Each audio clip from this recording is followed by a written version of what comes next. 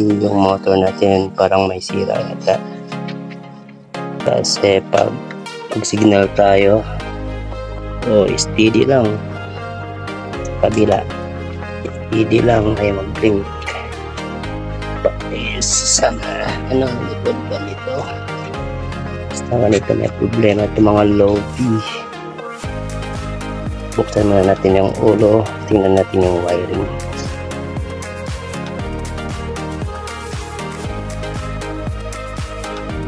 Ayos naman mga lodi, nakapastock naman yung blue at saka orange. Ibig sabihin, okay yung connection niya mga lodi. Ibig sabihin nito, yung niya, placer niya yung may sira mga lodi. Baklasin natin itong mga bearings natin para makita natin yung sira mga lodi. Din na yung screw mga lodi.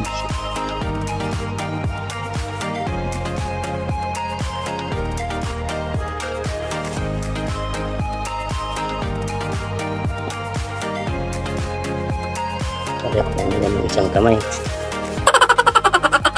Yan mga lodi, nabaklas na natin. Check namin itong placer, baka itong may sira. Mabuti na lang may reserve ako yung dating motor ko. Tinanggal ko yung placer dati, pinalitan ko yung placer na tumutunog. Subukan natin ikabit yun dito mga lodi. Ito siya mga lodi, papalit natin doon. Tanggalin natin yun. Yun mga lodi, ikabit na natin. Subukan na natin. Yun mga lodi, blink na.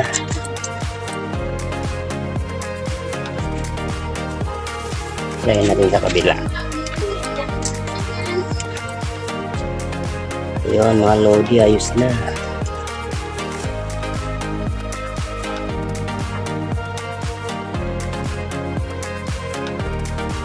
Please like and share, guys.